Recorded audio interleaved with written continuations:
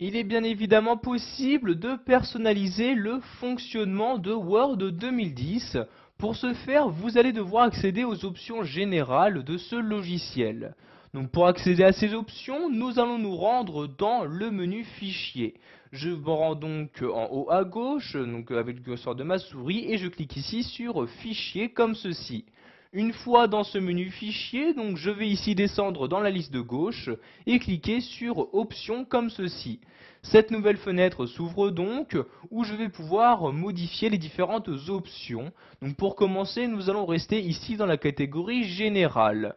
Donc par exemple, vous pouvez choisir d'afficher ou non donc la mini-barre d'outils dès que vous sélectionnez votre texte.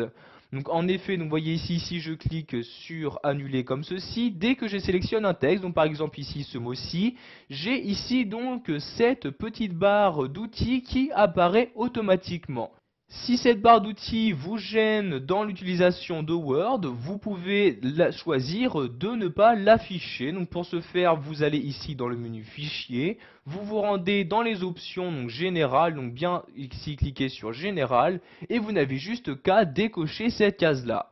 Vous pouvez également désactiver l'imperçu instantané. En effet, vous êtes sûrement rendu compte, dès que vous laissez votre curseur de souris sur une modification de texte possible, donc, par exemple, pour changer une mise en forme d'un texte, pour personnaliser une image, etc., l'aperçu se fait directement sur l'image. Pour désactiver cet aperçu, vous n'avez juste qu'à décocher également cette case-là. Donc pensez bien pour valider vos changements à cliquer ici sur OK comme ceci. Donc vous voyez maintenant si je sélectionne du texte, je n'ai plus ici la barre d'outils qui apparaît automatiquement. De même ici si je sélectionne ce texte-ci, si je reste, donc si je veux changer de police, je clique donc ici sur la flèche et je laisse ma souris sur une police. Vous pouvez voir qu'il n'y a plus l'aperçu automatique qui apparaît. Je vais maintenant retourner dans les options de Word. Donc je vais ici en haut à gauche sur Fichier comme ceci. Donc je clique bien sur Fichier et tout en bas ici sur Options comme ceci.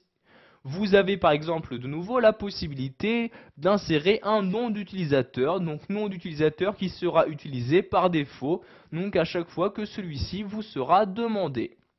Maintenant, nous allons nous rendre dans les options d'affichage de logiciels.